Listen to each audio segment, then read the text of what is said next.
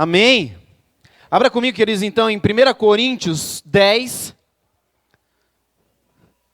do 1 em diante. E eu quero pedir, queridos, a sua atenção, o seu carinho. Fala para o irmão do seu lado assim: ei, me atrapalha não. Amém? Amém. Se te atrapalhar, dá um cutucão assim, ó. Tiago falou para não atrapalhar lá no começo, hein? Aliás, você mesmo falou que não era para eu te atrapalhar. Amém? Vamos lá então. Antes de lermos, Pai, nós te entregamos esse tempo de palavra. Que seja o Senhor falando e não eu. Que apesar de mim, Pai, o Senhor seja o canal, tenha a direção, Pai, e fale aos nossos corações nessa noite. Transforma, muda as nossas vidas, Pai, nesse tempo aqui. Porque quem convence é o Senhor, Jesus. Quem convence é o Espírito Santo de Deus. Eu estou anunciando, Pai, mas eu te peço que o Senhor venha com confirmação, trazendo direção, trazendo ativação no coração dos meus irmãos essa noite, em nome de Jesus, Pai. Amém? Amém, amém. O Renato concordou, está comigo. Vamos lá, queridos, do 1 até o 7, depois nós vamos para lá por 14, tá? Presta atenção no texto. Irmãos, não quero que vocês se esqueçam do que aconteceu muito tempo atrás, quando nossos antepassados foram guiados por uma nuvem que ia diante deles e atravessaram o mar. Na nuvem e no mar, todos foram batizados como seguidores de Moisés. Todos comeram do mesmo alimento espiritual. E todos beberam da mesma água espiritual, pois beberam da rocha espiritual que os acompanhava, e essa rocha era Cristo. Aleluias. No entanto, Deus não se agradou da maioria deles, e seus corpos ficaram espalhados pelo deserto. Tais coisas aconteceram como advertência para nós, a fim de que não cobicemos o que é mal como eles cobiçaram. Nem adoremos ídolos. Fala para o irmão do seu lado: nem adoremos ídolos, como algum deles adoraram. Segundo as Escrituras, todos comeram e beberam e se entregaram à farra. Pula para o 14 agora. Portanto, meus amados, fujam do culto aos ídolos. Em outra versão vai dizer: fujam da idolatria. Não precisa abrir não, Júlio. Rapidinho, ó. Êxodo 20, versículo 3. Não tenha outros deuses além de mim. E 1 João 5, versículo 1. Filhinhos, afastem-se dos ídolos. Eu queria falar essa noite com vocês, queridos, a respeito de deuses estranhos. Ou estranhos deuses, o que for melhor para você. No fim dá na mesma. Para nós contemporâneos, para pessoas da atualidade, se nós olharmos para essa terminologia, para esse termo, não adorem os ídolos, nós pensamos o quê? Usualmente nós vamos pensar em pessoas se curvando diante de estátuas, não é isso? A gente vai olhar e vai pensar aquelas pessoas lá de 1910 antes de Cristo, que adoravam lá em Roma, na Grécia, tinham os deuses mais adversos, no Egito, tantos deuses. Mas eu quero te dizer, queridos, que nos nossos dias, na minha e na sua vida hoje, existem ídolos. E essa noite é uma noite para nós derrubarmos esses ídolos.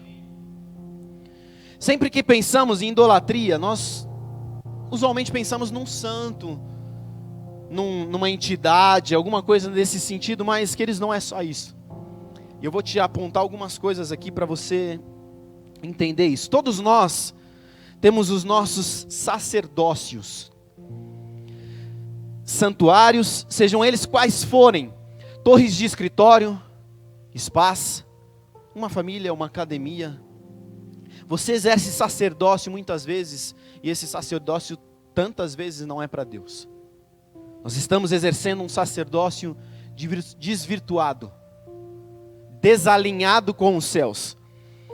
Nós cultuamos nos nossos dias, e se não for verdade você pode me desmentir, mas nós cultuamos sim ou não o corpo? Quantas mulheres, jovens, bonitas mulheres, nós não vemos magras, anoréxicas, é essa a palavra, né, se eu não estou errado, se olhando no espelho e dizendo: eu estou gorda. Nós podemos não queimar incenso, por exemplo, queridos, a Ártemis. Mas quando o dinheiro e a carreira profissional são elevados para nós, Pedro, subiu demais aqui. Baixa um pouquinho, por favor. Mas quando o dinheiro e a carreira profissional, eles são elevados a um nível maior do que o Senhor, a proporções cósmicas nas nossas vidas, queridos, nós realizamos uma espécie de sacrifício. A gente começa a correr em busca daquilo, para nós aquilo é o que nos rege. E de forma inconsciente nós declaramos: o Senhor é o meu Deus. Mas não é Ele quem nos governa. E se não é Ele quem nos governa, Ele não é o nosso Deus. Não sei se você já está com medo, já querendo ir embora. Mas o Senhor falou muito comigo. Agora abaixou demais. Mas nós precisamos... Meu Deus. É um tal de desce e sobe. Tem alguém me ligando. Oxi. Não está tocando, não apareceu nada aqui. Sai, demônio. Olha os deuses falsos.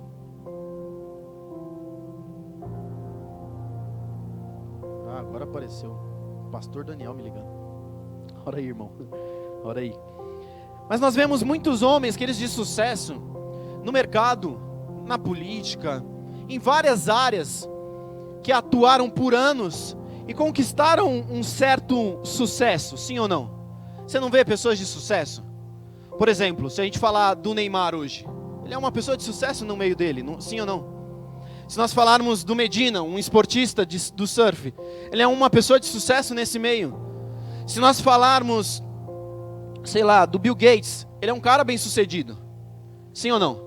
Nós vemos muitas pessoas bem sucedidas, mas que ao final da sua vida eles olham para o começo da vida e falam: eu estou com um vazio do mesmo jeito dentro de mim. Por quê? Porque as expectativas foram colocadas no lugar errado. Porque as esperanças foram colocadas no lugar errado. Se eu for rico, eu serei feliz. O que é isso? Você está fazendo da riqueza um Deus sobre a sua vida. Porque você entende que só quem pode te dar felicidade é a riqueza. Tudo bem a gente falar de dinheiro. Tem gente que não gosta, mas assim, é a coisa mais fácil para se entender. Mas vamos para outra área. Uma área sentimental. Se eu me casar, então eu serei feliz. Fala para o irmão do seu lado. Pacunhê, anhê e noçã. Sabe o que é isso? Sabe de nada, inocente. Queridos, se nossa esperança, se aquilo que vem... Fecha os seus olhos agora, queridos. Pensa agora. O que te traz felicidade? Qual é a primeira coisa que vem à sua mente? Isso é o seu Deus. Isso é o que tem imperado no seu coração e você nunca percebeu isso. Porque você concorda comigo? Nós estamos aqui numa igreja. Nós viemos adorar, exaltar o nome do Senhor. Talvez conscientemente a gente está falando: não, Deus é o nosso Senhor. Mas quando nós fechamos os nossos olhos e pensamos felicidade, a primeira coisa que vem na nossa mente não é Deus. Deus não é o nosso Senhor. E queridos, deixa eu te dizer, talvez você ame ao Senhor muito, mas isso é mais importante do que o Senhor. E por isso é aí que está o problema, é aí que está o engano. Eu vou te apontar algumas questões, queridos, que vão nos mostrar isso. Abra comigo lá, Colossenses 3:5. É difícil, na atualidade, nós entendermos essa compreensão. No nosso mundo contemporâneo, e para quem não sabe, contemporâneo é atual, são os dias de hoje. Nós queremos ser uma igreja contemporânea, queridos, atual, mas fundamentada na palavra. Para você entender um pouquinho só. Hoje nós vivemos uma cultura de ganância. Nós corremos atrás de comprar. Eu falei alguns dias atrás, alguns domingos atrás, saiu o iPhone 11. Aí as lojas começam a baixar um pouquinho o preço do 10. Algumas ainda tem o 9 também, aí baixam também. Aí quem tem o 8, vai lá, troca pelo 10, pelo 11. Aí a loja que pegou o 8, passa lá para aquela outra loja que vende os usados, E aí a gente vai lá comprar esses usados, né? Porque a gente não tem dinheiro para comprar os novos lá na loja de... O que é isso? Ganância. Sabe, qual foi a última vez que você usou o seu celular para fazer uma ligação? Qual é a função principal do celular? Fazer ligação. Qual foi a última vez que você usou o seu celular para fazer uma ligação? Sabe, queridos, eu estou com sinceridade, eu só não faço isso porque a gente utiliza o WhatsApp para muitas coisas, mas um tempo atrás eu estava pensando em pegar aquele Baby Vivo, lembra daquele celular? Tinha um joguinho da cobrinha, filho, aquilo já roubava a gente. Voltar para aquele celular, primeiro porque ele durava uns 5 anos, tranquilamente. Você carregava uma vez, dava para o ano inteiro. Preciso quebrar a parede, taca ele lá que você quebra a parede. O celular não quebra. Mas a gente não usa. E a gente tem essa ganância de comprar tudo novo, fazer tudo do último e do melhor e do bom. Eu quero o carro. Você compra o seu carro, você sai dele da concessionária, você já está pensando no próximo. Isso é ganância. Aí a gente está falando de carro, tudo bem. Eu não tenho dinheiro, Tiago, para comprar um carro. Eu comprei financiado, eu peguei o meu financiado. Mas, pensa num tênis. Você olha um tênis lá na Renner, na Riachuelo, na C&A. Patrocina nós, C&A. Mas você olha um tênis lá, você fala, pô, bacana, aí você compra. Aí você sai com ele no pé, dá 2 dias, você fala, pô, já está sujinho, já quero outro. Ganância. Ganância. A gente tem deuses nas nossas vidas que nós não percebemos. A gente idolatra coisas que nós não vemos. Leia aí comigo, Colossenses 3:5. Eu pedi para você abrir e já falei um monte de coisa. Portanto, façam morrer as coisas pecaminosas e terrenas que estão dentro de vocês. Fiquem longe da imoralidade sexual, da impureza, da paixão sensual, dos deuses maus e da ganância, que é idolatria. Fala para o irmão do seu lado. Idólatra, sem julgar, querido. Olha só, queridos, eu anotei uma frase aqui, e só para eu te esclarecer, essa mensagem toda, ela está baseada, ela está fundamentada num livro que eu li, que chama Deuses Falsos, do Timothy Keller. Então fica a dica, se você quiser ler, queridos, ele aprofunda muito mais do que isso, mas o Senhor me incomodou muito de trazer essa mensagem para nós. E olha só essa frase. Quanto mais nós corremos atrás daquilo que nós almejamos, mais nós corremos o risco de atingir uma satisfação menor com aquilo que nós conquistamos. Não sei se você entendeu, mas eu vou traduzir. Quanto mais nós corremos atrás daquilo que nós sonhamos, quando nós conquistamos aquilo que sonhamos, aquilo já não é tão importante para nós. Aquilo já não se torna assim, conquistei, aí, beleza, agora eu quero outro. Ganância. Isso é ganância, isso é idolatria. Nós estamos idolatrando deuses estranhos que nós nem percebemos. Eu vou te apontar algumas coisas bem claras aqui, mas no final, queridos, você vai chorar. Porque eu vou te mostrar coisas que você fala, mano, isso é idolatria também. Isso é um Deus na minha vida e eu não percebia. Nós precisamos romper com isso, queridos. Quem lembra que ano é esse que nós estamos? Não é 2019, é o ano do romper. Por que nós perdemos, queridos, de vista o que é certo? A resposta bíblica para isso é: o nosso coração, ou o coração humano, ele é uma fábrica de ídolos. Por isso, nós perdemos de vista o que é certo. Abra uma outra passagem comigo, Ezequiel 14, versículo 3.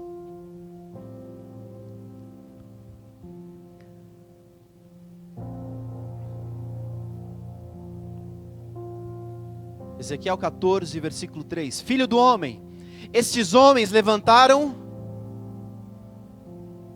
Vamos lá, gente, vocês sabem falar. Filho do homem, esses homens levantaram ídolos em seu coração e seguem coisas que o farão cair em pecado. Porque eu ouviria o pedido deles. Aqui Deus está falando sobre anciões. E eu acredito que nós, como eles, responderíamos da mesma forma. Pensa agora, eu já falei que nós temos, né? Mas suponhamos que eu não tivesse falado, que eu não tivesse te revelado isso. Eu falo para você, existem ídolos na sua vida, e você ia falar o quê? Mas que ídolos? Certamente foi essa a resposta que esses homens deram. Mas que ídolos? Eu não tenho ídolos na minha vida. Talvez você esteja pensando isso. Eu não tenho ídolos na minha vida. O Senhor é o meu ídolo maior. Ele é o meu Deus. Mas vamos caminhar aqui, você vai ver. E eu vou te mostrar.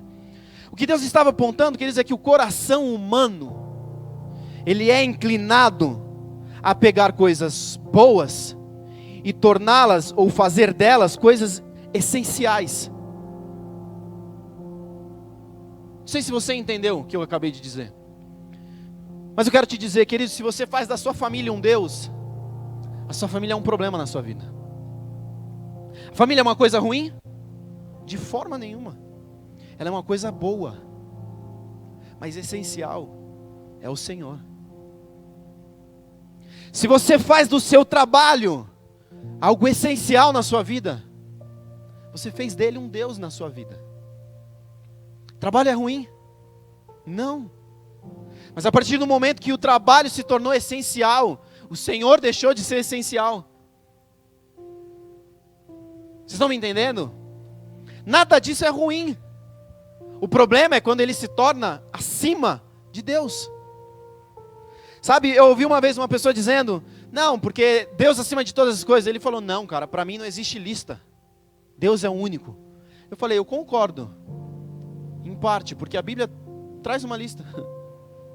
Ame o Senhor, o seu Deus, acima de todas as coisas. Ou seja, Ele está dizendo para você amar muitas coisas, sim ou não? Mas para ser Deus o primeiro em tudo. Ídolo é algo sem o qual nós não conseguimos viver.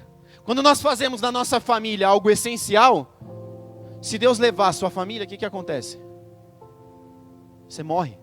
Quantos já não ouvimos? Ai, se meu namorado terminar comigo, eu morro. Essencial. Sabe, se o seu namorado terminar com você, sabe o que você devia fazer? Comprar 2 kg de picanha, 1 kg de linguiça e me chamar para fazer um churrasco. Porque isso é livramento de Deus para a sua vida. E querido, se for de Deus, depois lá na frente vocês vão retomar, e você compra mais 2 kg de picanha, 1 kg de linguiça, a gente faz outro churrasco. Não tem problema. Nós precisamos caminhar nesse sentido. Olha só, ídolo, como eu já disse, é algo que nós não conseguimos viver sem. Agora, qualquer coisa pode ser um ídolo na minha e na sua vida. Qualquer coisa, quer dizer qualquer coisa. Você estava falando, Tiago, viajou. Vem comigo, Êxodo 20, versículo 1, abre aí.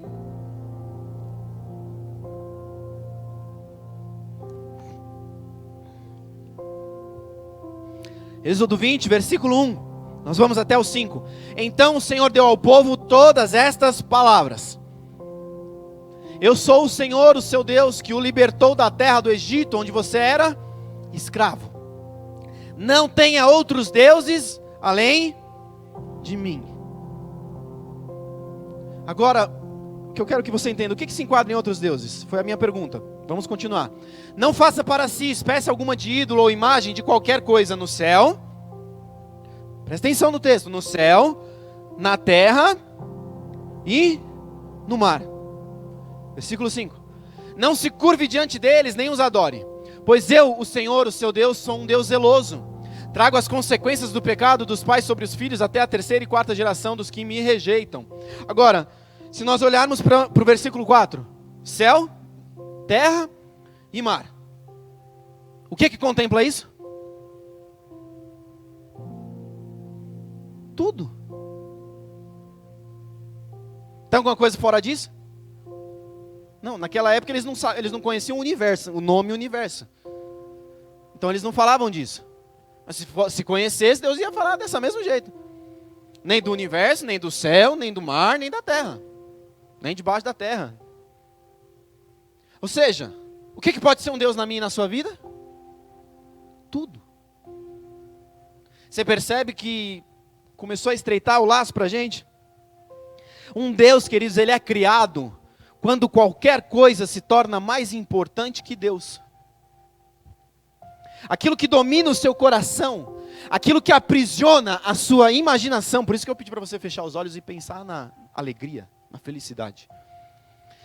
Qualquer coisa que para você, ou qualquer coisa que você busque a fim de receber o que só Deus pode te dar, é um ídolo. Aquilo que é central e essencial na minha e na sua vida é um falso Deus, Não é um Deus estranho. Idolatria. Fala para o irmão do seu lado, idolatria. Todo ídolo, queridos, e não é aquele ídolo do Canal 7 lá, que tinha aquele programa, ou era do SBT, da Record, não sei qual era o canal, mas não é aquele ídolo. Todo ídolo que exerce influência sobre a minha e sobre a sua vida, todo ídolo controla a sua vida. Ele é o seu Deus, e é fácil nós identificarmos eles avaliando dessa forma. O que nós investimos paixão? O que nós investimos recursos emocionais e financeiros? O que sem pensar, muitas vezes, a gente sai fazendo assim? Sabe aquele seu carro que você tem um amor incondicional? A gente tinha um carrinho verdinho, que carinhosamente a gente apelidou ele de Ruquinho. Sabe, o Ruquinho, se o Ruquinho para mim é incondicional, cara, deu um ruim. Queridos, eu paguei o Ruquinho, a gente pagou, eu adiantei as últimas parcelas na sexta-feira. No sábado, levaram o carro embora. Tinha seguro. Sabe o que eu fiz? Primeiro eu procurei ali para ver se eu não tinha enganado de lugar que eu tinha estacionado. Mas depois eu falei, aleluias, Deus está provendo coisa melhor. O Isaac tinha acabado de nascer, eu falei, vou pegar um outro carro então. Sabe, mas, ai meu Deus, o que foi roubar? Aqui, vai dormir, irmão. Eu não fui dormir na hora, eu fui para casa, eu fiz o BO, acionei o seguro, e fui dormir. Ai, estava sem carro no outro dia, como é que eu vou para a igreja? Filhão, mandei uma mensagem no grupo da igreja, ou para alguns irmãos mais próximos, falei, gente, roubaram meu carro, domingo eu estou na escala, alguém pode me dar uma carona? Peça carona, querido. Peça carona, sabe? Muitas vezes o seu ídolo é o seu orgulho, ao ponto de você não ceder a nenhuma carona. A gente teve uma reunião ontem com os líderes. Cadê os líderes que estiveram lá ontem? Foi bom? Aleluias, o cachorro quente, né? Mas nós tivemos a reunião ontem com os líderes, queridos, e nós falamos um pouquinho disso. Há um tempo atrás, uma pessoa me abençoou com um cinema. Pagou para mim, pagou para Rê. E uma outra pessoa chegou para mim e falou, mas Tiago, não pode. Essa pessoa tem menos condição que você. Eu falei, para trás de mim, Satanás. Quem disse que honra é um caminho de cima para baixo? Ou ainda, quem disse que honra é um caminho de baixo para cima? Honra é uma via de mão dupla. Eu preciso honrar vocês e vice-versa. Essa camisa aqui ganhei, queridos. Para de ficar com ciúme. Inveja não é de Deus. Mas, queridos, se nós vivemos em função daquilo, a coisa perde valor. Olha só, deixa eu te contar uma história. Uma mulher chamada Anne, na realidade esse é um nome fictício, que está lá no livro.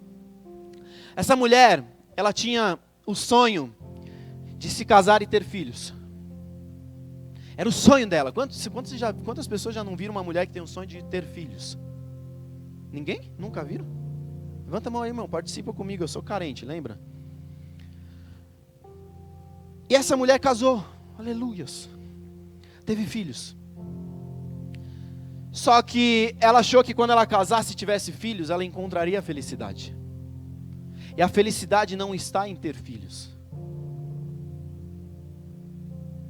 Queridos, deixa eu ser bem franco com você. Na realidade, seus filhos vão te dar muito problema. Sabe, a coisa mais difícil nessa terra é ter filho. É a coisa mais trabalhosa. Mas é também a coisa mais prazerosa. De longe. Dá trabalho, querido. Estou com 2 em casa. Um tem 1 mês. O Caio é bem tranquilo. A gente até fica preocupado às vezes.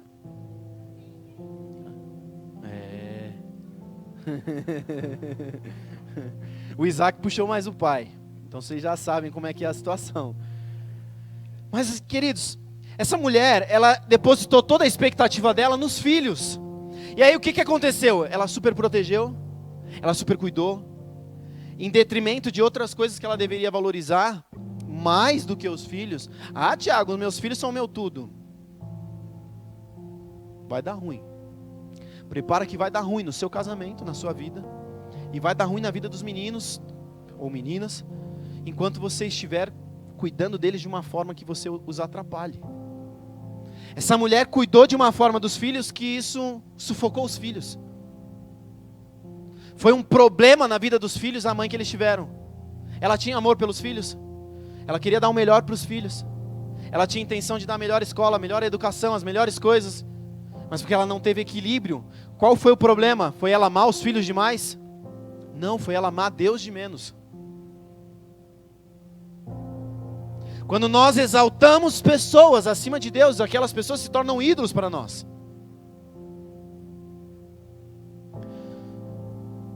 A questão, queridos, é que sei lá como é que fala isso em inglês, ela não amou mais os filhos, ou ela amou mais os filhos do que a Deus. Se nós olharmos para a Bíblia, nós vamos ver um homem que teve um filho extremamente importante, Abraão. Teve um filho chamado Isaac. Mas queridos, olha só, Deus chama ele e fala, me entregue Isaac. O que Deus estava fazendo com Abraão? Estava privando ele de não fazer com que Isaac se tornasse sua vida. A gente olha muitas vezes para isso de forma horrenda, sim ou não? Imagina que você não conhece a história, você fala, sacrifica o meu filho. Você está lendo, você fala, não acredito. Suponhamos que Deus não tivesse falado, que Deus tivesse permitido que Abraão continuasse e sacrificasse Isaac. Você ia falar, cara, que Deus boçal. Mas ei, para de olhar com esse olhar limitado e vendo nessa visão de deuses falsos, de idolatria, Deus estava privando Abraão de colocar Isaac no lugar de Deus. Quando nós colocamos alguém no lugar de Deus nas nossas vidas, queridos, as nossas vidas perdem o sentido. Elas perdem o rumo, elas perdem a direção. Eu sonho ser aquilo, fazer aquilo. Querido, deixa eu ser muito claro com você. Para de sonhar em ser, para ter o reconhecimento, para ter o amor. Cara, Deus te amou. Deus mandou o seu filho, Ele renunciou o seu filho. E Jesus se submeteu a isso, Ele renunciou ao seu Pai. Ele renunciou a um trono de glória que Ele estava ali tranquilo, confortável. Porque Ele te amou. Você é amado, você é amada. Você não precisa do amor de um homem. Meu marido não me ama. Cara, esquece esse amor desse xenxelento que está do seu lado. Com todo respeito ao seu marido. Valoriza acima do seu marido o amor de Deus por você. Meu pai, vou correr aqui, senão eu vou falar coisa que está mais para frente de falar. Uma outra mulher, queridos, Sally, ela era uma mulher extremamente bonita. Quantos já viram mulheres bonitas? Não tem aqui na nossa região mulher? Levanta a mão aí, querido, você já viu mulher bonita? E essa mulher, desde novinha, ela percebeu a sua beleza. E ela usou da sua beleza para manipular, para controlar algumas pessoas. Num primeiro momento, um professor, seus pais. Depois, uns homens. Começou a ter relacionamentos com homens. E ela usava da sua beleza para controlar isso. Até o momento que ela percebeu que isso era vazio dentro dela. Porque se ela não tivesse um homem apaixonado por ela, ela se sentia insatisfeita. Ela se sentia sem valor. Ela se sentia menosprezada. Porque a sua beleza era o seu Deus. Se a beleza dela não fosse reconhecida, ela não tinha satisfação. A beleza é uma coisa ruim? Não, eu sou lindo. Aos olhos da minha mãe, pelo menos. Claro que vale, se a sua não conta, a minha conta. Mas, queridos, aquilo era uma coisa boa, mas ela fez daquilo uma coisa ruim para a vida dela. Ela chegou ao ponto de viver relacionamentos abusivos. Por quê? Porque ela tinha necessidade disso. Então ela vivia uma relação abusiva. Por quê? Porque ela era insatisfeita. Porque aquilo falhava na vida dela. O que é isso? Um ídolo. Na Bíblia, queridos, nós vamos ver um relato similar. Quem lembra de Jacó? Quem lembra da história de Jacó? Jacó era filho de Isaac. Isaac amava Jacó? Sim, mas amava mais Esaú. Ou seja, Jacó estava vivo, numa família com um pai morto, ausente. Aí ele se organiza lá com a mãe dele, em contrapartida do seu irmão Esaú, vivia numa família em que o pai o amava, mas a mãe o menosprezava. Ausência de mãe. E por isso, eles começam um atrito, uma disputa entre si, que na realidade mais Jacó lutava por isso do que Esaú. E Jacó manipula, faz todo aquele sistema, e aí chega diante do pai lá, vestido, enganou, né? Pôs uns pelos de cabra lá e tal, com a voz fina. Quem é você? Sou Esaú. É você mesmo? É, com aquela voz do Anderson Silva. Sou eu, papai. Aí ele pede a bênção. Por que ele queria a bênção, queridos? Deixa eu te dizer algo. Deixa eu te apontar algo. Jacó não queria a bênção. Jacó queria a aceitação do pai. Quando Jacó abençoa Isaac, ou o contrário, quando Isaac abençoa Jacó, o Jacó queria ouvir do pai: eu te abençoo, filho, eu te amo, sua família será próspera, você multiplicará sobre a terra. Ele queria aceitação. Ele tinha ausência de um pai presente. Aí ele manipula, faz isso tudo, o que acontece? Agora ele vai precisar deixar também a mãe, a que aceitava, a que amava ele, a que não o menosprezava. Ele corre dali, ele foge dali, porque Esaú ameaça ele de morte. Aí ele vai para uma terra lá, para o outro lado, e encontra quem? Quem que ele encontra? Quem? Meu Deus, gente, fala com a boca. Vocês estão com medo, gente? Ele vai para a cidade e encontra seu tio Labão. Ou como diria o Michelzinho, Lambão. E aí o que acontece? Ele chega lá. E queridos, entenda que Jacó era uma pessoa extremamente carente. Aí ele chega lá, encontra o Lambão, ou o Labão. Ele vira para Labão e fala o quê? Vim lá da tua terra, da terra dos meus pais e tal, sou seu sobrinho, assim, assim, assado. E gostei de Raquel. Aí ele chega para ele, para Labão e fala: Labão, eu trabalho 7 anos para que você me dê Raquel como esposa. Abra comigo aí Gênesis 29, versículo 16.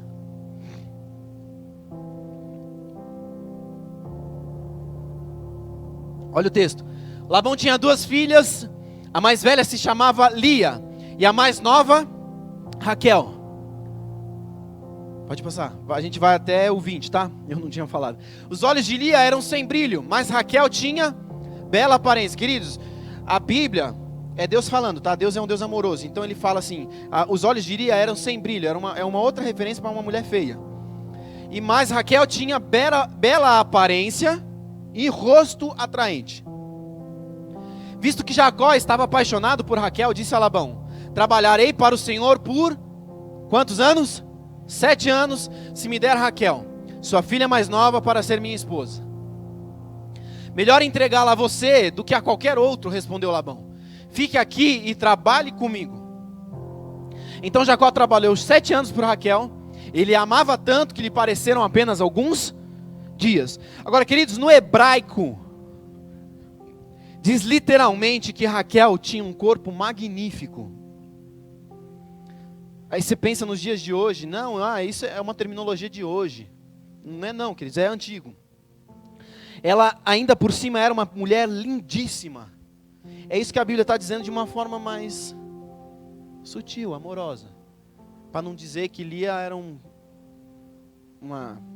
deixa para lá. Mas, queridos, Jacó, ele não havia encontrado satisfação nos seus pais. Ele não havia encontrado plenitude de vida nos seus pais. Ele chega ali e encontra a Raquel, uma mulher lindíssima, um corpo maravilhoso. E aí o que ele pensou? Se eu tiver relações sexuais com essa mulher, eu serei feliz. Olha só, vamos continuar. Versículo 21. Mas antes do 21, ele se oferece para trabalhar por 7 anos. Queridos, isso é um dote 4 vezes maior do que o que era pago naquela época. Você imagina só, vamos falar de um carro. Você paga um carro, 15 mil é o valor do carro. Você vai comprar o carro, você ainda vai chorar, não vai? Pô, 14,5.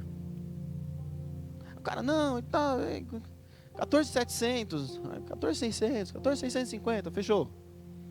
Mas o cara chega, ele está tão apaixonado, ele está tão deslumbrado com aquilo, que ele oferece um dote 4 vezes maior. Pensa você chegar com um carrinho,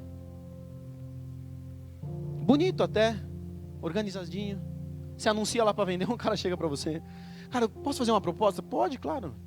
O carro vale 15, eu te dou 60 mil. Você fala, como assim? Tem alguma coisa errada. Não, é pilantra, está me enganando, você não vai desconfiar disso? Não faz sentido, mas vamos lá, versículo 21. Chegada a hora, Jacó disse a Labão, cumpri minha parte do acordo. Agora dê-me minha esposa para que eu me deite com ela. Agora, Robert Alter, queridos, é um estudioso de literatura, da literatura hebraica, e ele enfatiza que essa frase aí de Jacó, ela é extremamente ou extraordinariamente direta, explícita e sexual. Se nós formos trazer para o nosso contexto, era o mesmo que ele estivesse dizendo para um pai dos nossos dias: mal posso esperar para fazer sexo com a sua filha, passe ela para cá. Em outras palavras, era isso que Jacó estava dizendo. Eu fico pensando, meus filhos são meninos, glória a Deus por isso, porque eu acho que eu matava uns trem desses. Mas se uma mulher chegar e falar assim para mim isso, pô, gostei do seu filho, vai dar ruim, não vai dar bom. Você imagina só falar para um pai a respeito de uma mulher: passa sua filha para cá que eu quero dormir com ela. Era isso que Jacó estava dizendo. Ele estava dominado, queridos, ele estava rendido. Ele investiu recursos emocionais, financeiros, energia e paixão. O que era isso na vida dele? Um ídolo. Jacó então se casa, aleluia, fala para o irmão do seu lado, aleluia, ele se casou, mas com Lia, com um dragão. Perdoa, Deus, ele não sabe o que diz. Queridos, Lia também era uma pessoa vazia de Deus. É um ruim casado com outro pior. Duas pessoas disfuncionais nesse sentido de idolatria. Olha só, abre comigo aí Gênesis 29, vai lá para o 31, Julião, por favor. Lia era uma pessoa assim também, do mesmo jeito, ela era rejeitada, porque a irmã mais nova dela era muito mais bonita que ela. No máximo, você vai dizer que ela era uma pessoa ajeitadinha. Então ela tinha essa necessidade também. Totalmente despreparada. Totalmente perdida. Vamos ler aí, ó. Ela se casa com Jacó e lá na frente ela começa a ter filhos. Olha só. Quando o Senhor viu, quem viu? O Senhor. Cara, o Senhor te viu. Mas olha só, olha a reação dela. Quando o Senhor viu que Lia não era amada, permitiu que ela tivesse filhos. Raquel, porém, era estéril. Lia engravidou e deu à luz um filho. Chamou-o de Rúben, pois disse: o Senhor viu a minha infelicidade. Ela percebeu quem estava vendo ela. Agora, meu marido me amará. Ela vê que Deus olha para ela, mas o foco dela ainda está em Jacó. Vamos continuar no texto. 33, pouco tempo depois, Lia engravidou novamente e deu à luz outro filho. Chamou-o de Simeão, pois disse: o Senhor ouviu. O Senhor viu e agora o Senhor ouviu que eu não era amado e me deu outro filho. 34. Lia engravidou pela terceira vez e deu à luz outro filho. Chamou-o de Levi, pois disse: certamente dessa vez meu marido terá afeição por mim, pois lhe dei 3 filhos. Queridos, terceira vez que ela engravida, ela já esqueceu de Deus. Percebeu? Em que estava o anseio dela? Em que o marido dela a visse. Nós lemos até o 35. Lia engravidou mais uma vez, deu à luz outro filho, chamou-o de Judá, pois disse: agora louvarei o Senhor. Aí ela encontrou o que ela buscava. Agora louvarei o Senhor. Então parou de ter filhos. O Senhor nos vê, o Senhor estende a mão, o Senhor nos ouve, mas nós não temos olhos para Ele. O nosso olhar está ali no novo carro que saiu. O nosso olhar está ali naquele sonho que nós temos. O nosso olhar está em tantas outras coisas, mas não no Senhor, que nos vê e nos ouve, e responde a nossa oração. Ainda assim, nós nos esquecemos dele. O foco, a atenção, o coração dela, os recursos emocionais, energia, a paixão, estavam todos em Jacó. O que é isso? Ídolo. Olha só, se nós sairmos de Lia, voltarmos para Jacó. Jacó chega, se casa com Lia, e ainda assim ele volta para Labão e fala: ei, você me enganou. Ele fala: eu queria me casar com Raquel. Aí Labão fala: não, porque eu não posso dar minha filha mais nova sem que a minha mais velha esteja casada. E papapá, eles conversam. E aí Jacó fala: qual é o preço que você quer? Labão fala: trabalha mais 7 anos. Querido, já era 4 vezes maior, se tornou 8 vezes maior. Ele continuava perdido. Mas ele se casa, e a esperança dele estava em sexo. Ele queria sexo com uma mulher bonita. Ele achava que isso responderia à sua carência, à sua insatisfação, aquele vazio dentro dele. Mas isso não o satisfez. Se hoje, queridos, o Senhor te pedir uma oferta de 5 mil, suponha que você tem esse valor na conta, você tem lá R$5.200. Esse valor todo você vai usar no decorrer do próximo mês, para pagar suas contas. Esse é um valor que está destinado a algo. Mas o Senhor te toca o coração hoje e fala: oferta esses 5 mil. Qual é a primeira coisa que você pensa? Está amarrado, para trás de mim, Satanás. Eu não vou falar muito de dinheiro não, mas deixa eu te perguntar uma outra coisa, para você refletir. Se o Senhor te tocar no coração hoje, suponhando que você seja casado, e falar para você: tenha mais um filho, qual é o seu primeiro pensamento? Tenho 3, tenha mais um. Se Deus está falando, tenha mais um. Qual é o seu primeiro pensamento? Geralmente a gente pensa o quê? Recurso, finanças. Ei, queridos, se Deus está te falando para ter mais um filho, e você está pensando em dinheiro, o seu Deus não é o Senhor. O seu Deus é o dinheiro. Porque, queridos, toda obra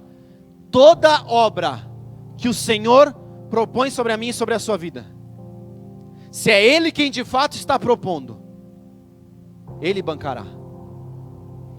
Se Deus falar para mim e para a Rebeca, queridos, nós a princípio encerramos a produção, nós ainda estamos orando e avaliando uma questão de adoção.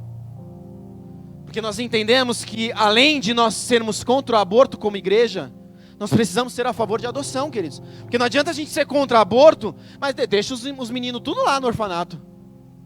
Que tipo de igreja nós somos? Então nós estamos orando, se Deus falar adota, querido, para ontem, vou começar a correr com um processo rápido. Vai dar trabalho, dá, queridos. Pensa numa coisa que dá trabalho, é criar filhos. Mas pensa numa coisa prazerosa, gostosa. Tem hora que o gato Isaac, vontade de pegar ele e jogar na parede. Sabe assim, às vezes eu chego em casa, a Rei fala: pega que os filhos são teus, vou tomar banho. Ela vai, amor, fique em paz. Aí ela sai do banho e fala: pega que os filhos são teus também, agora eu vou tomar banho. Tem hora que dá nos nervos, queridos. O Isaac, eu orei muito, queridos. Graças a Deus ele puxou a mais ou menos uns 10% do que eu era. Meus pais são muito bons, queridos. A gente precisa tirar um chapéu para os meus pais. Porque eu não era endemoniado, mas eu era atormentado. Demônio nenhum me possuía, irmão, em nome de Jesus. Mas que eu era atormentado, eu era. Agora, se Deus te manda fazer isso, tem um filho, e você pensa: recurso. Deus não é o seu Deus. Mamon não é um mamão, tá? aquele laranjinha assim bonitinho. Mamon é aquilo que reina sobre você. Suponhamos que o Senhor esteja te direcionando a fazer alguma coisa, queridos, e você prefere não fazer. Você está dizendo para Deus: Deus, eu te amo, mas você não é tudo para mim.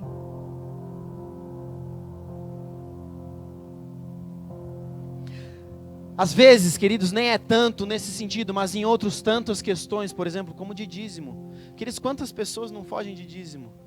E deixa eu te dizer de forma bem clara: dízimo é o padrão mínimo para todo cristão. Mínimo. Se você não dizima, queridos, desculpa, mas você não ama o Senhor. Você não vai no McDonald's e não paga a conta. Você não vai no Outback e não paga a conta. Você não vai numa lavanderia e não paga a conta. Nós estamos aqui, nós estamos usufruindo de um prédio onde tem luzes, tem um ar-condicionado.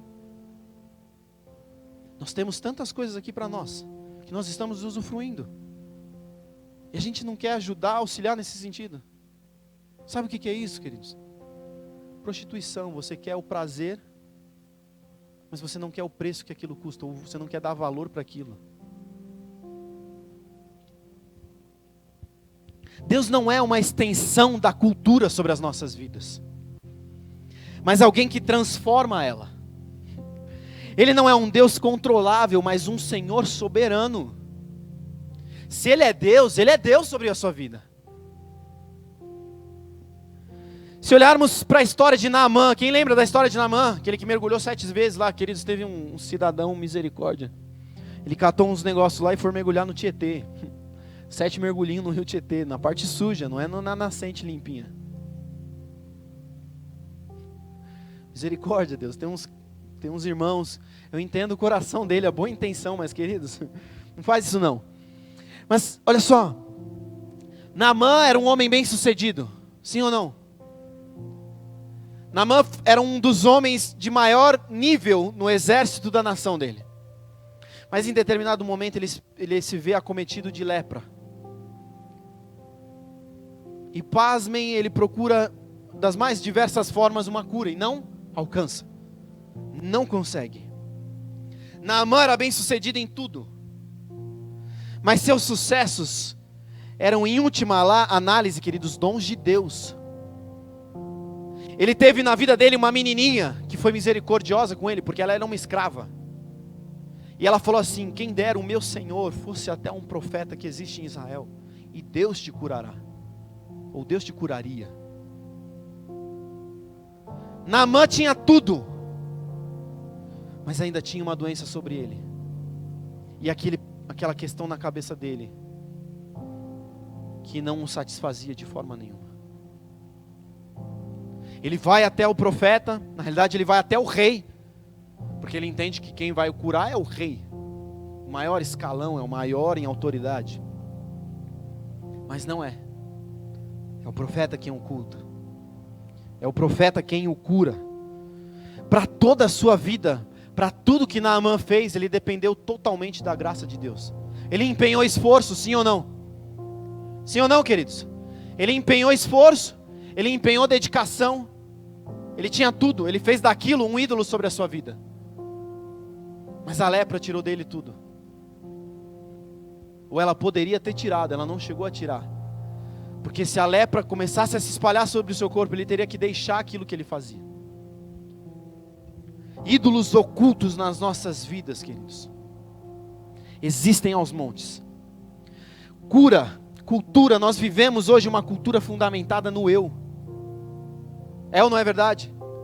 Porque eu quero isso, eu quero aquilo, eu quero comprar o outro, aquilo. Isso tem a ver com ganância também. E este é um ídolo, queridos, que nos aprisiona.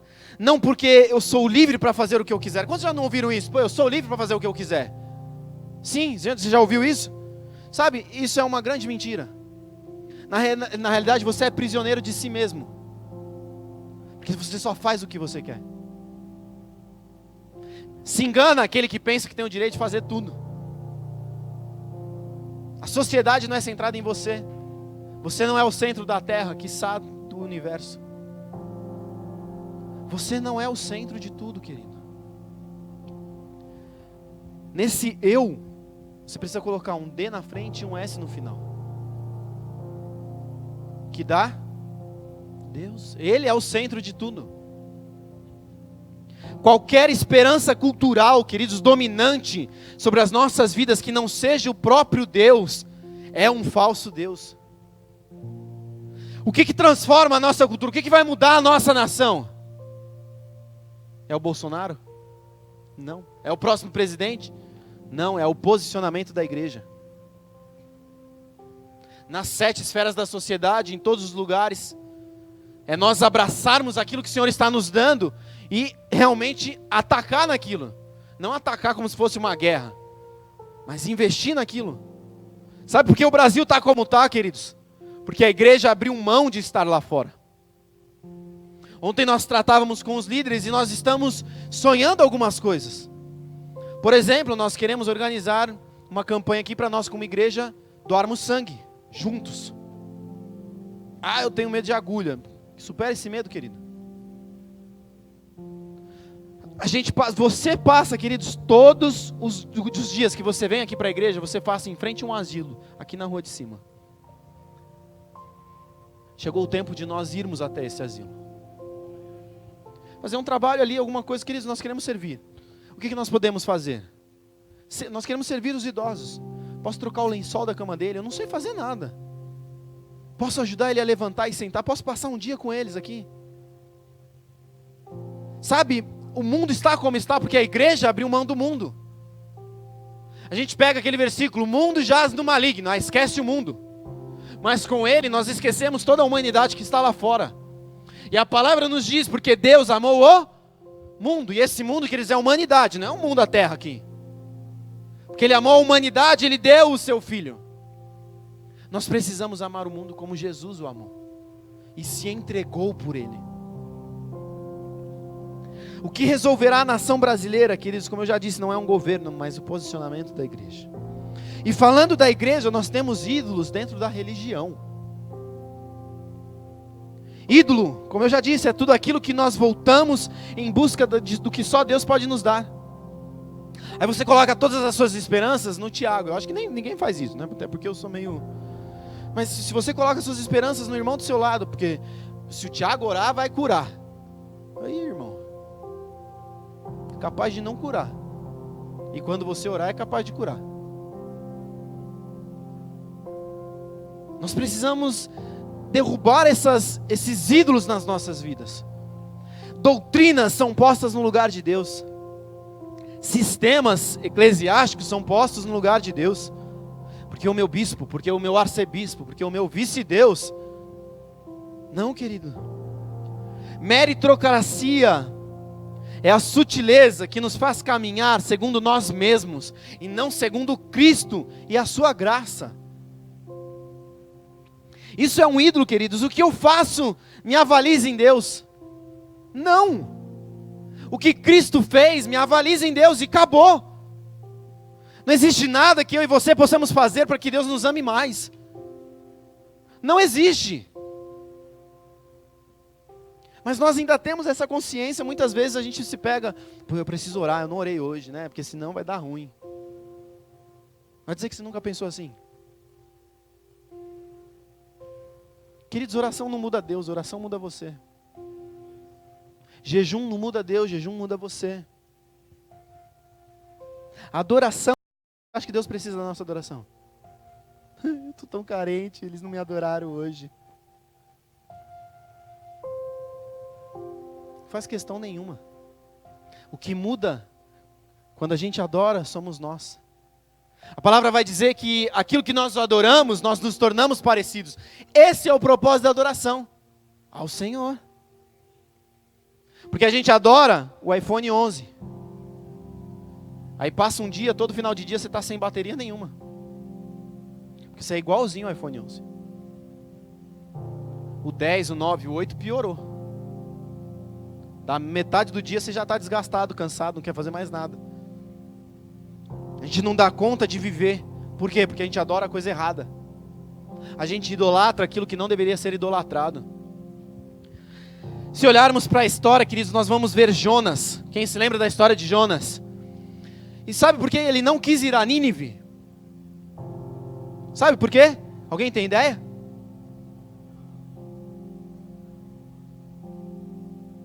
O que era Nínive para ele?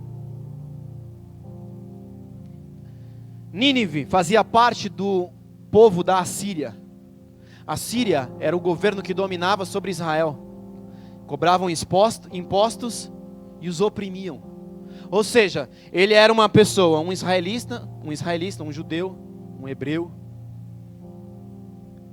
E era como se ele tivesse que ir até aquele lugar que ele detestava, daquelas pessoas que oprimiam eles, para pregar uma mensagem de morte. Só que ele sabia que se ele pregasse uma mensagem de morte, e aquele povo se arrependesse, o Deus que declarou morte, que é misericordioso, ia declarar vida. O que era isso? Um senso de justiça própria, um ídolo na vida de Jonas. Justiça própria, porque eu acho isso, eu penso que aquilo não é justo. Irmão, abre o seu olho, porque isso está se tornando um ídolo na sua vida. Sabe, eu já brinquei outras vezes, chama seu amigo, chama seu vizinho, chama até seu inimigo, porque talvez o seu inimigo possa se tornar o seu melhor amigo. Porque Deus transforma maldição em bênção. Mas você olha e fala, não, esse cara merece a morte. Ele merece mais a morte do que você? Por que você acha que você é mais digno do que ele?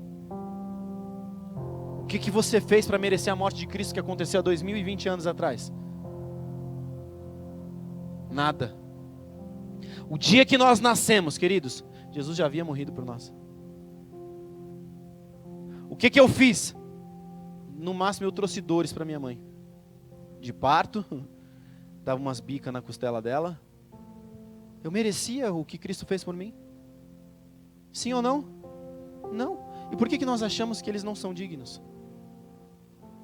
Não somos nós que avaliamos isso, queridos. Sentimentos e pensamentos são ídolos nas nossas vidas, muitas vezes que nós nem percebemos. Quando um ídolo se apodera do seu coração, ele produz um conjunto de definições mentirosas em você. Um senso de sucesso e fracasso, um senso de felicidade e tristeza, que não são o que o Senhor derramou sobre nós. Não é o que o Senhor estabeleceu sobre nós. E nisso nós perdemos toda a realidade. Uma moça magra, como eu disse, insatisfeita. Eu estou muito gorda. A pessoa tem 1,80 m, pesa 50 quilos e acha que está gorda. O senso está deturpado. Cristo não se envergonhou, queridos, das marcas. Sabe, uma mãe que teve lá seus 2, 3, 7 filhos, tem as estrias, sim ou não? E as mulheres se envergonham disso. Por quê? Padrão do mundo. Se orgulhe de ter gerado vida no seu ventre. Nós homens não temos essa condição. Mas você se envergonha de cicatrizes que representam uma vida. Ei, Jesus chegou diante dos discípulos e disse, olha, eu sofri, eu morri, está aqui o buraco nas minhas mãos e os buracos nos meus pés. Eu não me envergonho das minhas marcas. Não idolatre o seu corpo acima do Senhor. Abra comigo, queridos, Romanos 1, 21 e 25. Do 21 ao 20, ou aliás, o 21 e o 25 mesmo. Se Jesus é parte para as nossas vidas de uma garantia de felicidade, queridos, deu ruim. Ele na verdade não é nada. Ou Jesus é tudo, ou Jesus não é nada. Vamos ler Romanos 1, 21 e depois 25. Sim, eles conheciam algo sobre Deus, mas não o adoraram, nem lhe agradeceram. Querido, seja grato. Em vez disso, começaram a inventar ideias tolas, e com isso sua mente ficou obscurecida e confusa. Pula para o 25. Trocaram a verdade sobre Deus pela Mentira! Desse modo, adoraram e serviram coisas que Deus criou, em lugar do Criador, que é digno de louvor eterno. A idolatria sempre é a razão de nós fazermos algo errado. Sabe aquele erro que você cometeu essa semana? Sabe qual é o fim dele? Ou o começo dele? Idolatria. Por que você mente para alguém, queridos? Eu não minto. Tá bom, por que você mentia então? Por que você já mentiu para alguém em algum momento? Porque a opinião daquela pessoa era mais importante para você do que a opinião de Deus. É ou não é verdade? Se eu disser a verdade, ela vai se entristecer comigo. Eu não quero que ela se entristeça comigo. Idolatria. O fim de todos os erros, de toda idolatria nas nossas vidas é não cumprir o primeiro mandamento. Ame o Senhor, o seu Deus, acima de todas as coisas. Se Ele for o primeiro sempre nas nossas vidas, a gente não vai mentir. A gente vai pagar o preço da verdade, doa a quem doer. Você está me entendendo, querido? Você está aqui comigo? Como diria um japonês aí do meio, está fazendo sentido? Faz sentido? Até o Hayashi. O segredo, queridos, para mudar é identificar e demolir os falsos deuses das nossas vidas. Idolatria não é só uma forma de adoração ritualística, mas toda uma sensibilidade e padrão de vida baseados em finitos, em coisas finitas, em valores finitos, e na conversão de coisas em deuses. Abra comigo Êxodo 23 e 24. Êxodo 23, versículo 24. Se afastar dos deuses, ou das idolatrias, dos ídolos, requer abrir mão da cultura que eles produzem nas nossas vidas. Vamos ler Êxodo 23, 24. Não adorem seus deuses, nem os sirvam de maneira alguma, e nem sequer imitem as suas práticas. Antes, destruam-nas. Você quer derrubar a idolatria na sua vida? Não quer não? Misericórdia, gente. Você quer derrubar a idolatria na sua vida? Destrua isso na sua vida. Destruam-nas completamente e despedacem suas colunas sagradas. Não há como desafiar os ídolos, queridos, sem fazer uma crítica cultural. Não tem como. Paulo em Atenas, lá em Atos 19, ele chega na cidade e ele desafiou os deuses da cidade. Ele desafiou a cultura que aqueles deuses estabeleceram sobre a cidade. E isso trouxe mudança sobre a região. Você percebe que está tudo linkado? Que não tem como fazer uma coisa sem deixar de fazer a outra? Essa noite, queridos, é noite de nós nos libertarmos dos falsos deuses. O que ocupa a sua mente? Quando você não pensa em mais nada, sabe quando você deita na sua cama, você está quase dormindo, o que passa pela sua mente? Isso é um Deus sobre a sua vida. O que domina a sua mente, o que domina o seu coração, isso é um Deus sobre a sua vida. Essa noite, quando você se deitar, pare e reflita. O que está vindo na minha mente? Quer dizer, eu não estou falando de um momento isolado. Mas se isso é repetitivo, isso é um Deus sobre a sua vida. Abra lá comigo, 2 Coríntios 8. Nós vamos ler do 7 ao 9. Reveja na sua vida, queridos, aquilo que te traz alegria. Aquilo que pode produzir felicidade em você. Reveja. Reavalie, avalie a forma como você gasta ou como você investe o seu dinheiro. Aonde tiver o seu tesouro, a palavra diz isso, ali estará o seu coração. Vamos ler 2 Coríntios 8, 7, 8 e 9. Visto que vocês se destacam em tantos aspectos, na fé, nos discursos eloquentes, no conhecimento, no entusiasmo e no amor que receberam de nós, queríamos que também destacassem no generoso ato de contribuir. Não estão ordenando que o façam, mas sim testando a sinceridade do seu amor, ao compará-lo com a dedicação de outros. Vocês conhecem a graça de nosso Senhor Jesus Cristo. Embora fosse rico, por amor de vocês, ele se fez pobre, para que por meio da pobreza dele, vocês se tornassem ricos. Sabe, o que Paulo está dizendo é, se Deus for seu ídolo supremo, você investirá generosamente os seus recursos nisso.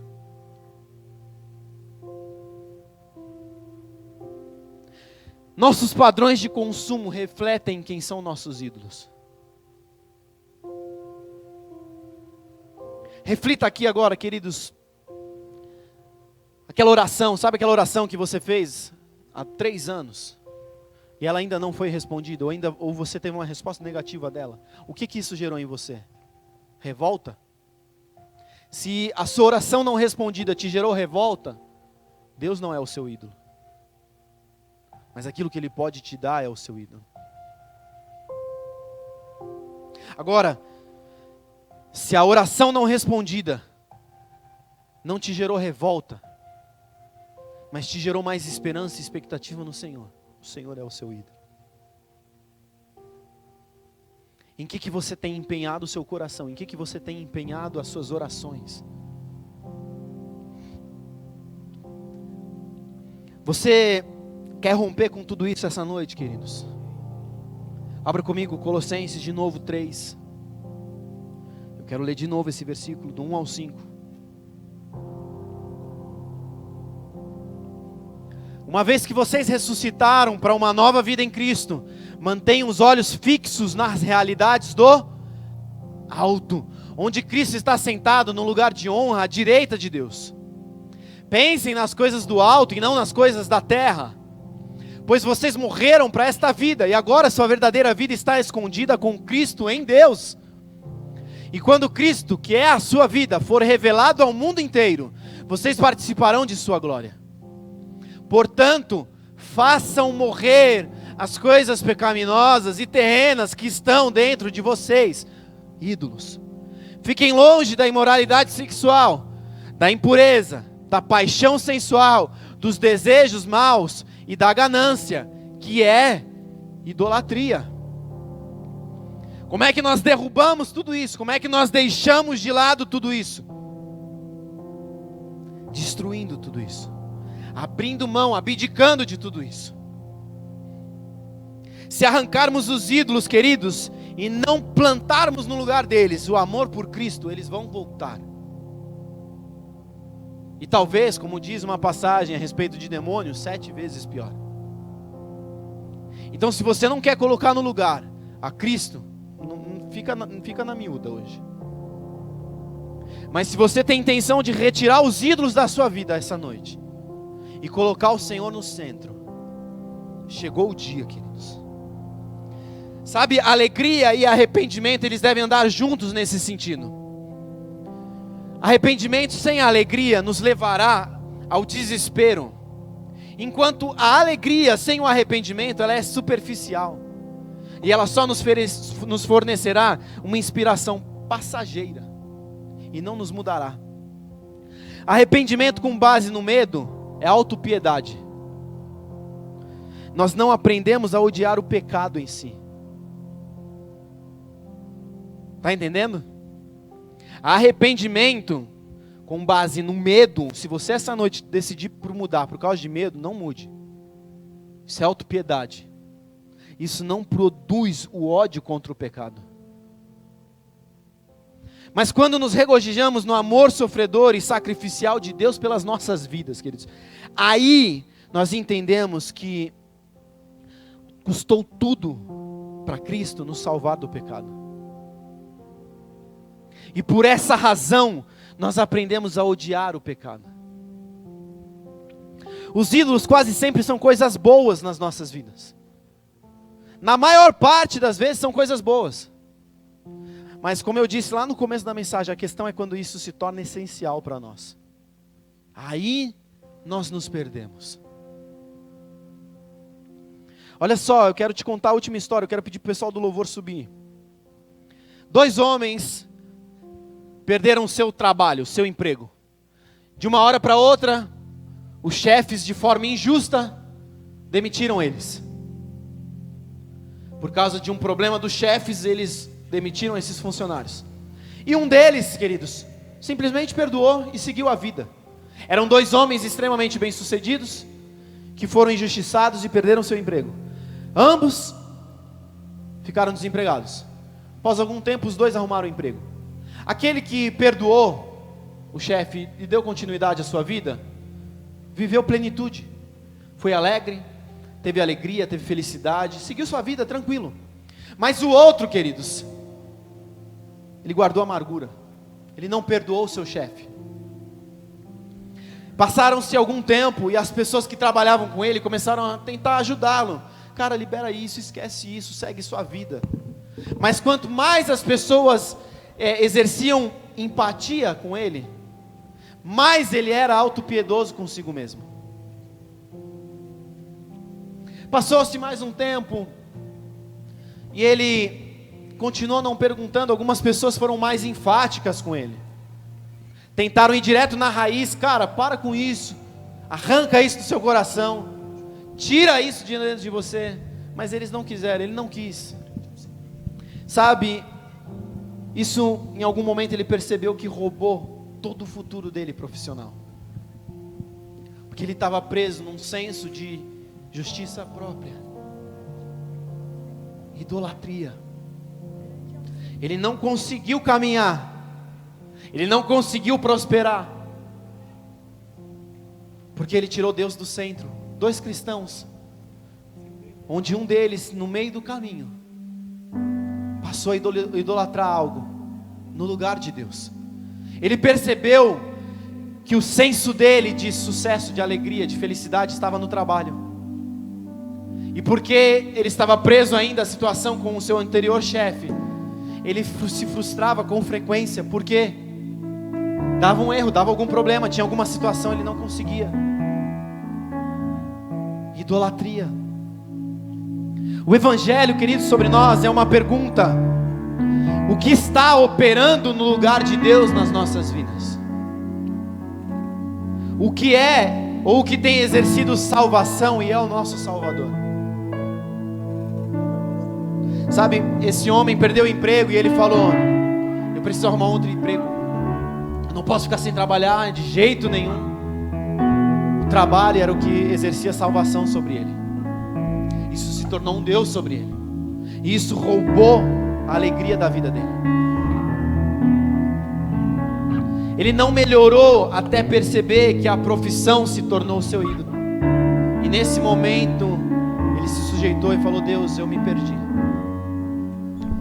As palavras do seu antigo chefe tinham sido mais poderosas na vida dele do que as palavras de Deus. Isso tudo, querido, nós derrubamos com algumas coisas bem simples. Disciplinas espirituais. O Michel falou disso logo no comecinho do culto. Oração, leitura da palavra, adoração. Quando nós fazemos isso, nós estabelecemos Deus no centro. Nós levantamos Ele como um ídolo nas nossas vidas. E aí nós derrubamos isso de fato. De fato, aquele de fato que minha mulher tem reclamado tanto, que eu digo com frequência.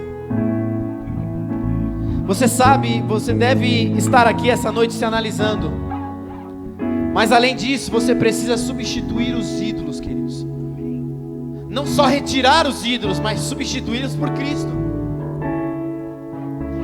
Olha só, um pastor, um grande pastor chamado John Newton, ele disse o seguinte: se puder falar da minha própria experiência, eu creio que manter os olhos só em Cristo como a minha paz e minha vida é de longe a parte mais difícil do meu chamado. Parece mais fácil negar a mim mesmo em 1000 situações do que em meus incessantes esforços agir como se fosse eu a fonte da minha própria justiça e poder. Esse é um pastor extremamente relevante. E o que ele está dizendo é exatamente isso. É muito difícil ele quebrar o senso de justiça na vida dele, que pode se tornar um ídolo, do que se sujeitar com frequência ao Senhor. Essa noite, queridos, eu quero que você se coloque de pé nessa hora. E se você quer romper com idolatria na sua vida, quero te chamar para vir aqui até a frente, para se arrepender diante do Senhor. Deus, eu exerci, várias coisas exerceram a idolatria sobre mim. Eu quero romper com isso. Eu quero derrubar isso. Olha só, deixa eu te contar uma outra história bem curta. Grandes homens, bem-sucedidos no mercado, que para conseguir se manter em alto nível de atuação, começaram a usar medicamentos para se manter acordado, para se manter disperso, para se manter em alta produtividade. Esses medicamentos se tornaram uma dependência química e roubaram ele do seu trabalho. O que era idolatria na vida dele? Ser um homem bem-sucedido. Idolatria, queridos. Idolatria vai nos aprisionar, vai nos matar. Queridos, todos nós temos alguma coisa que nós temos idolatrado mais do que o Senhor. Este é um processo nas nossas vidas que será constante daqui até o último dia de suspiro das nossas vidas. Nós precisamos romper com isso. Por isso eu quero te desafiar mesmo. Vem aqui à frente sem medo, sem receio. Você está fazendo isso diante de Deus. Eu reconheço que eu coloquei coisas acima do Senhor tantas vezes, sem perceber, sem discernir, sem entender o que eu estava fazendo. A minha família, talvez, o meu trabalho, sabe, ser um pastor bem-sucedido, viver uma igreja relevante. Talvez a gente coloque coisas boas acima do Senhor. Nós precisamos derrubar isso, queridos. Enquanto nós ministramos aqui um louvor, faça a sua oração. Quebre na sua vida esses ídolos, essas questões que estão te roubando. E depois eu quero orar com você, junto com você.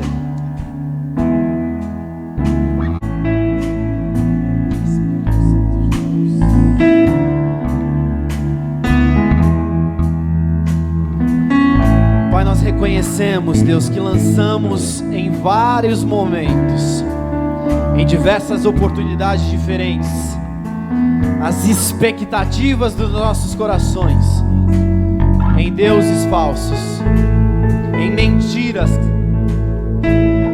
Nós exaltamos ou nós amamos coisas muitas vezes mais do que amamos o Senhor. E nós queremos essa noite derrubar isso tudo nas nossas vidas, Pai. Derrubar esses deuses estranhos, derrubar aquilo que nós idolatramos. Nós queremos declarar, Pai, nós não amamos mais a nossa família do que o Senhor. Eu não amo mais a minha esposa e os meus filhos do que o Senhor. Eu não amo mais, Pai, a sua igreja do que o Senhor. Nós não amamos mais os nossos trabalhos do que o Senhor. Nós não amamos mais a nós mesmos, Pai, do que o Senhor. Nós falhamos, Deus. Nós reconhecemos que precisamos de Ti. Nós reconhecemos que Tu és Senhor sobre todas as coisas. Nós reconhecemos que o Senhor é Deus sobre todos os deuses falsos desse mundo. Nós reconhecemos que não existe nome acima do Seu nome. Nós reconhecemos que não existe ninguém além do Senhor, Pai. E nós reconhecemos, Pai, que nós erramos e falhamos muitas vezes. Tantas coisas pequenas, Pai, que nós empenhamos esforço, que nós empenhamos paixão, que nós empenhamos recursos. Nós queremos derrubar isso tudo. Nós declaramos por terra todo ídolo nas nossas vidas. Nenhum filho, nenhum sentimento, nenhum rancor, nenhuma justiça própria, nenhum autoflagelo.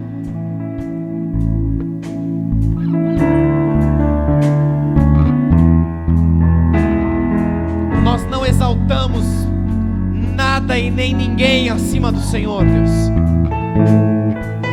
Não existem ídolos além do Senhor sobre nós. Essa noite nós queremos derrubar isso tudo, em nome de Jesus.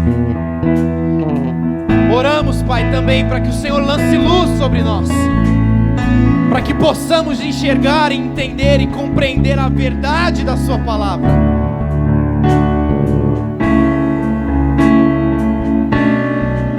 Que naquilo, Pai, que nós não entendemos nessa noite, no decorrer desses dias, o Senhor fale conosco, o Senhor nos mostre, o Senhor nos convença daquilo que existe de mal em nós, para que haja mudança e transformação, Pai. Em nome de Jesus.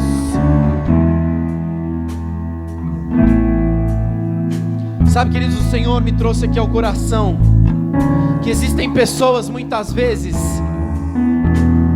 com um sentimento, um luto,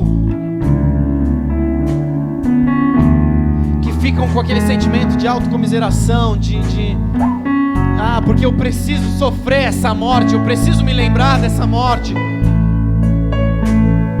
Isso é um ídolo na sua vida. Você deve sim se entristecer e sentir saudade, isso é saudável. Mas se isso influencia a sua vida, se isso te impossibilita de continuar vivendo, isso é um ídolo na sua vida. E nós precisamos derrubar isso hoje. A palavra diz que nós não devemos orar aos mortos, ou ainda orar pelos mortos. Nós devemos sentir saudades daqueles que se foram, mas eles já se foram, eles não regem as nossas vidas. Nós precisamos romper com isso.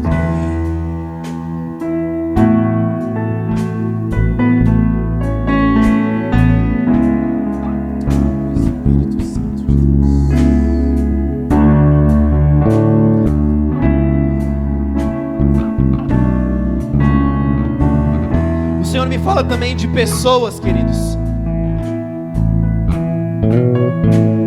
que de alguma forma nos feriram, e por não liberarmos perdão sobre elas, nós as estamos idolatrando como alguém superior a nós, superior a Deus nas nossas vidas.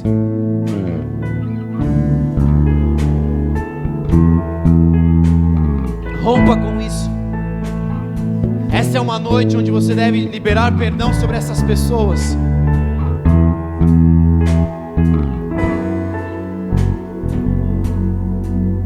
Em nome de Jesus. Que haja luz sobre as nossas vidas. Que haja clareza sobre nós, Pai, daquilo que o Senhor está tentando nos mostrar que precisa ser arrancado de nós.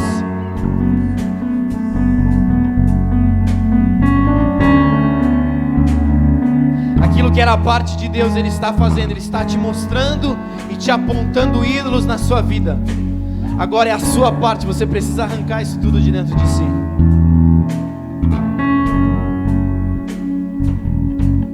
Em nome de Jesus, queridos. Não deixe mais que suba no seu coração idolatria.